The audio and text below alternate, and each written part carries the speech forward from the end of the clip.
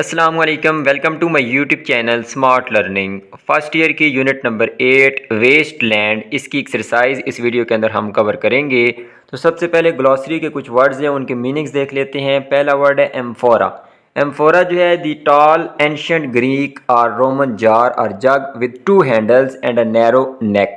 तो ऐसा बर्तन जो है कदीम यूनान का लंबा बर्तन जिसके इस तरह दो हैंडल्स, इस तरह अगर आप शेप बनाएं तो उसकी नेक बिल्कुल पतली और इस तरह दो हैंडल्स होते थे जिसके अंदर अमूमन क्या डाली जाती थी, शराब। ऐसा जग।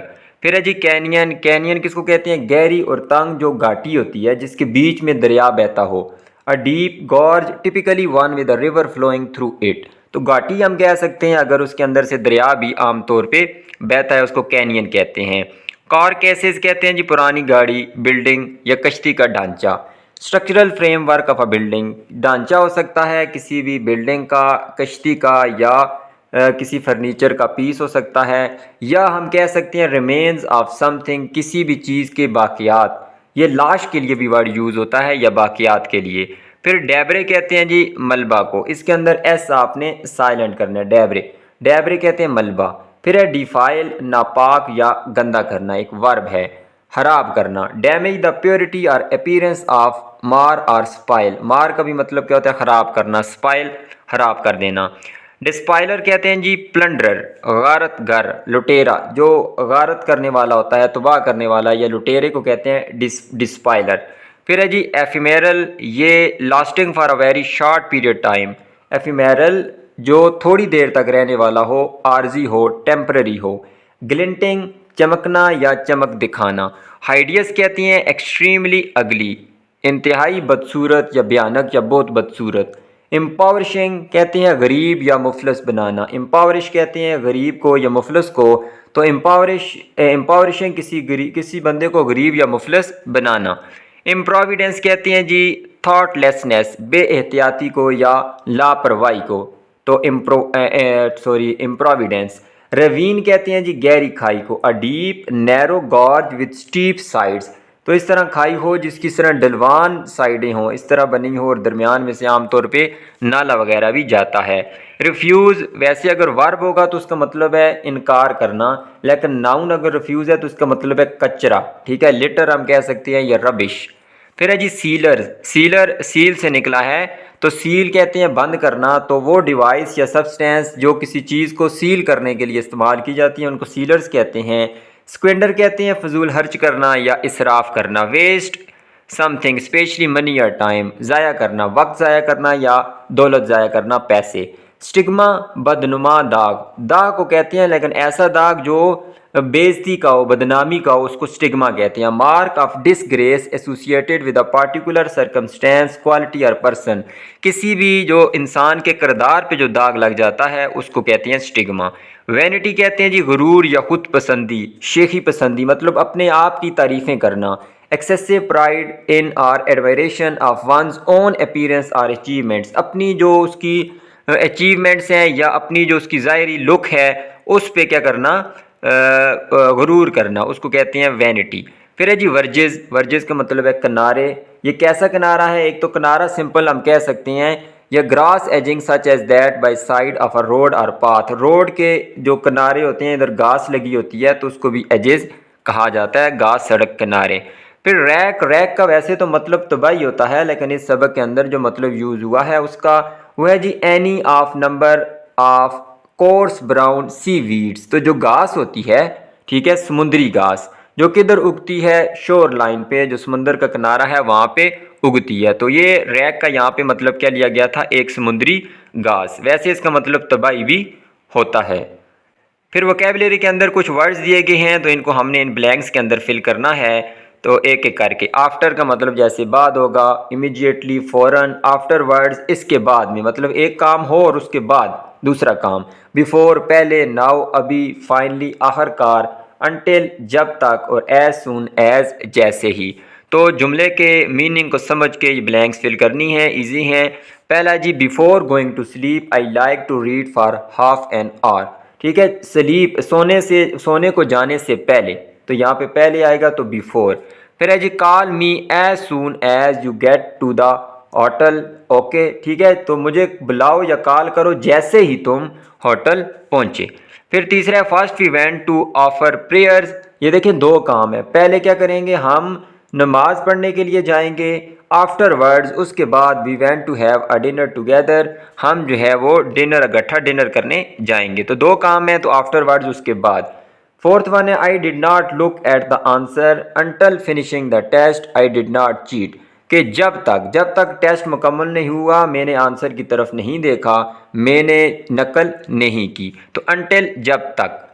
पांचवा जी if you see this book on sale for less than $10, अगर तुम देखते हो इस किताब को कि सेल पे वो बिक रही है $10 से कम, बाय इट इमीडिएटली, उसे फ़ौरन ख़रीदो। इट यूजली, अच्छा यहाँ पे फुल स्टॉप ही आना चाहिए था, फिर इट यूजली कॉस्ट नियरली 20, ये आम तौर पे $20 में पड़ती है, इसकी कीमत $20 होती है। तो अगर सेल में तुम देखो तो फ़ौरन इसे ख़रीद लो क्योंकि ये वहाँ पे सस्ती आपको मिल रही है। छठा है जी after following Mrs Ibrar for almost an hour I saw her enter the restaurant, उनका पीछा करने के बाद, कितना, तकरीबन 1 घंटा पीछा करने के बाद मैंने देखा कि मैंने उनको रेस्टोरेंट में दाखिल होते हुए देखा। फिर सातवें है जी वी लुक्ड इन ये फ्रेजल वर्ब है, लुक इन जिसका मतलब है सर्च करना, ढूंढना, फाइंड, तलाश करना। लुक्ड इन उसकी पास्ट फॉर्म है। वी लुक्ड इन 4 स्टोर्स, हमने 4 स्टोर्स के अंदर तलाश किया। Finally finding it one very near our house, आखिरकार हमें वो मिली जो चीज़ वो ढूंढ रहे थे, हमारे घर के करीब जो स्टोर है वहाँ पे। आठवें I don't want it in 10 minutes I need it now, मुझे जो है ये नहीं चाहिए 10 मिनट्स के अंदर, मुझे अभी ज़रूरत है, मतलब अभी चाहिए, तो यहाँ पे नाउ वर्ड आएगा। फिर ग्रामर का पोर्शन है जी, बड़ा आसान टॉपिक है, आपने 9th 10th के अंदर भी देखा है दोनों क्लासेस में, रेगुलर वर्ब्स और इर्रेगुलर वर्ब्स। इसके साथ मैं आपको बताता चलूँ जो SST जनरल की तैयारी कर रहे हैं तो मेरा एक कोर्स भी मौजूद है, ये ऑलरेडी मैं वहाँ पे करवा चुका हूँ, बहुत सारी चीज़ें इसके अलावा भी वहाँ पे सारे कंसेप्ट्स में शेयर करता हूँ। वो इंग्लिश के लेक्चर्स भी मौजूद हैं, फिर उर्दू के भी मौजूद हैं और मैथमेटिक्स के भी। यहाँ पे मैं लिंक शेयर कर देता हूँ, आप अगर SST की तैयारी कर रहे हैं तो वो विज़िट करके देख सकते हैं, इंशाल्लाह आपको काफ़ी हेल्प मिलेगी। तो रेगुलर वर्ब्स और इर्रेगुलर वर्ब्स। रेगुलर वर्ब्स की आसान पहचान है, अगर उसकी पास्ट फॉर्म बनाई जाए, सेकंड फॉर्म बनाई जाए तो उसके आगे आप या तो डी लगाएं या ईडी लगाएं, या वाई को हटा के, अगर वाई आएगा तो उसको हटा के IED लगाएंगे, इन तीनों में से कुछ एक लगेगा पास्ट फॉर्म बनाने के लिए, तो उसको कहेंगे रेगुलर वर्ब्स। अगर इसके अलावा कोई भी फॉर्म बनी तो वो इर्रेगुलर होगा। अगर फॉर्म चेंज ना भी हुई, जैसे कट की सेकंड फॉर्म कट होती है, शट की, पुट की, तो वो सेकंड फॉर्म भी सेम है तो वो भी इर्रेगुलर होंगे। लेकिन अगर ED इनमें से कुछ भी लगा तो वो क्या होंगे फिर रेगुलर होंगे। इस तरह एक और भी होता है हैज़ की सेकंड फॉर्म हैड होती है, ठीक है, ये इर्रेगुलर होगा, इसको आपने रेगुलर में शामिल नहीं करना। फिर यहाँ पे देख लें जी रीड की सेकंड फॉर्म होती है रेड, स्पेलिंग यही होते हैं, स्पेलिंग यही होते हैं, पढ़ते रेड हैं। फील की सेकंड फॉर्म फेल्ट, सी की सेकंड फॉर्म सा, कोई DED नहीं लगा तो प्ले के आगे प्लेड लगाया, तो ये इसमें रेगुलर वर्ब है, हमने उसको चुनना था। फिर लिसन की सेकंड फॉर्म हो जाएगी लिसनड, तो ये देख लें ये भी रेगुलर। डू से डिड बन जाएगा, गो से वेंट, मेक से मेड। फिर नो से न्यू, से सेड, थिंक से थॉट, तो हेल्प से हेल्प्ड रेगुलर है। लाइक से लाइक्ड, ये देखें रेगुलर हो गया। रोट, फॉरगॉट और एट। फिर टेक से टुक, ब्रिंग से ब्रॉट, कट की सेकंड फॉर्म कट ही होती है। क्लीन से क्लीन्ड रेगुलर। वॉच से वॉच्ड। फिर बी की सेकंड फॉर्म हो जाएगी वाज या वर, वाज भी हो सकती है और वर भी हो सकती है, वो हम सब्जेक्ट को देख के लगाते हैं, दोनों फॉर्म्स होती हैं, ये भी इर्रेगुलर है। हैव की सेकंड फॉर्म होती है हैड, हैव और हैज़ दोनों की, ये भी इर्रेगुलर है। मीट की सेकंड फॉर्म मेट होती है, इर्रेगुलर। वाच इसमें रेगुलर है। इनमें आपने गौर करना है, हैव से हैड बनता है तो आपने वहाँ कंफ्यूज नहीं होना, तो ये इर्रेगुलर होगा। फिर देख लें जी पुट सेकंड फॉर्म पुट ही है, बाय से बाट, टी से टाट, तो कुक से कुकड रेगुलर। कैच से काट, फाइंड से फाउंड, लूज से लॉस्ट और आंसर से आंसर्ड रेगुलर। वांट से वांटेड, टेल से टोल्ड, फिर विन से वन, सिट से सैट, सारे इरेगुलर हैं। वांटेड या वांट क्या हो गया रेगुलर। सेल से सोल्ड, बिल्ड से बिल्ट, डी को हटा के टी लगा दें। ड्रिंक से ड्रैंक, ओपन से ओपनड, तो ये हो जाएगा रेगुलर। फिर यहाँ पे एक और लास्ट एक्सरसाइज है, इसकी बड़ी ही आसान है। हमने क्या करना है जी, वर्ब जो पैरेंथेसिस में दिया गया है ब्रैकेट्स के अंदर, उसको सिंपल पास्ट में कन्वर्ट करना है। सिंपल उसकी पास्ट फॉर्म लगा दें तो हेयर है वर्ब तो हर्ड हो जाएगा, ठीक है। उसके बाद रीड की सेकंड फॉर्म रेड ही होगी, पढ़ेंगे रेड लेकिन लिखेंगे ऐसे ही, I read 3 books last week. They spoke in Urdu तो स्पोक हो जाएगा ही। उसके बाद यहाँ पे हमने अंडरस्टैंड का क्या लगा देना है, अंडरस्टूड। अंडरस्टूड उसकी सेकंड फॉर्म क्या हो जाएगी, अंडरस्टूड ड्यूरिंग द क्लास।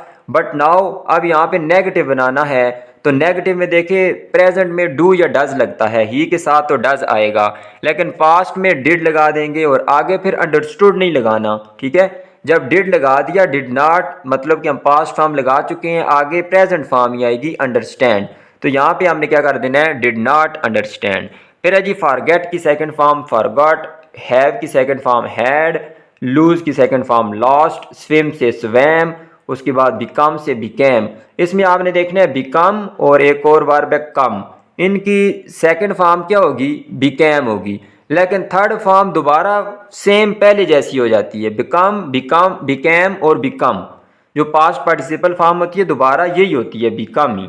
इसी तरह कम कैम और कम। इसी तरह रन के लिए भी, ठीक है, रन रैन, ठीक है, रन फर्स्ट फॉर्म होती है, रैन सेकंड फॉर्म होती है, थर्ड फॉर्म दोबारा क्या हो जाती है, रन हो जाती है। ये भी आपने ध्यान में रखना है। लास्ट में जी नो के साइलेंट है इसमें और न्यू इसकी पास्ट फॉर्म हो जाएगी।